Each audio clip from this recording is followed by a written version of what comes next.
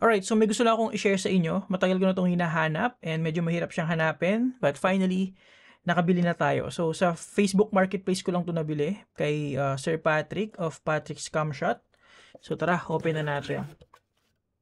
So to cut the story short, this is a vintage lens. Ayan, ito pala. Meron pala siyang card. Ayan. So, this is a vintage lens, Pentax. Meron na ako nito dati. Kaso nung nawalan ako ng pera, kinailangan kong ibenta siya. So, this is the SMC Pentax M 28mm f2.8.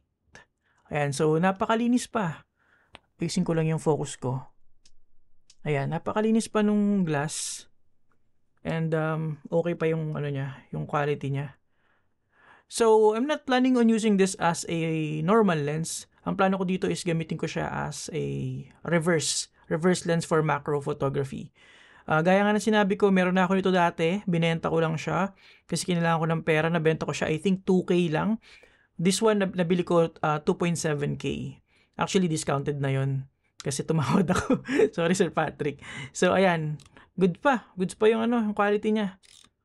Ayan, kahit yung ano niya, yung aperture ring niya, yung focusing ring niya, okay pa.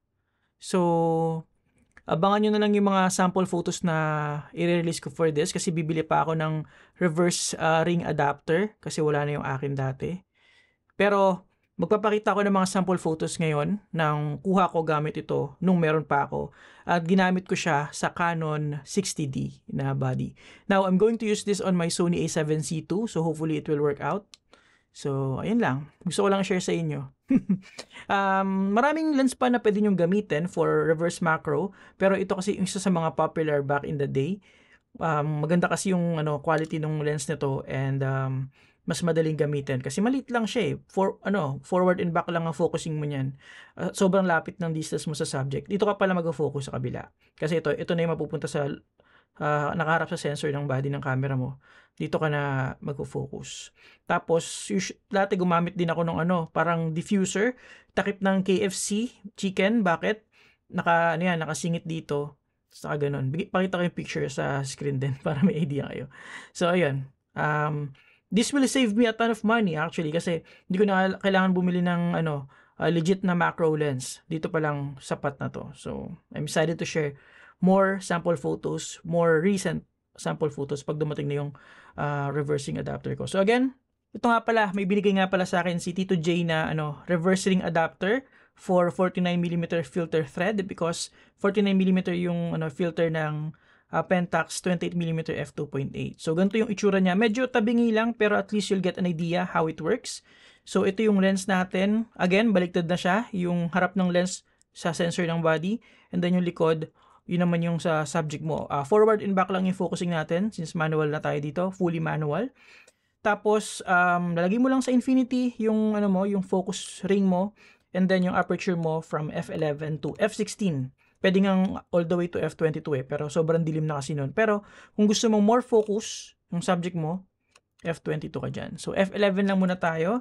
And then, most of the time, kailangan mo ng ilaw, either flash or natural light or yun, kung meron kang built-in flash, pwede mo rin yung gamitin. Meron to, di ba? Ayan, pwede mo rin itong gamitin. So, here, I have a Sony lens cap. Kung makikita nyo, sobrang lapit ng magagawa nyong focusing distance sa mga subject nyo because of the reverse lens method. Okay? So, I think mga ganito kalayo. So, mga half a feet. So, let me just take some picture here. So, napakababa ng shutter speed ko, 1/4 lang kasi nga f11 tayo and konti sa light. Yan, tignan natin kung may nakuha tayo. Sabog na tayo maggamit ng flash. Okay. Yun. Ayan, so makikita nyo, ganito lang kaliit yung logo ng Sony. We were able to take a pretty large version of that here. So, yun ang masaya sa macro photography. So, ang drawback lang nito, of course, is manual focus siya, forward and back. Tapos, napakalapit nga nung distance mo sa subject. So, if you're going to shoot some live insects, yung mga moving subjects, medyo challenging siya. Compared sa legit macro lens na may autofocus, yun naman yung advantage nila for shooting yung mga gumagalaw nga. Pero napakamahal nga nun, di ba? At least ito, 2,700 lang. May enjoy ko na yung hobby na without spending too much. Siyempre, on the side lang naman siya from our usual YouTube videos eh. So, yun lang. Share ko lang sa inyo. Hopefully, kahit pa paano may nakuha kayo.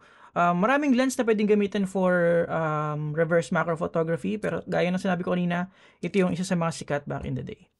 So again, I bought this kay Sir Patrick of Patrick's Camshot. Ito yung kanyang mga details. Hopefully, kita nyo. Check nyo na lang din siya sa Facebook. Okay? So, this is not a sponsored video. Gusto ko lang tulungan kasi parang bago pa yung page ni Sir Patrick eh. So, kayo na pong bahala. Thank you and see you on the next one.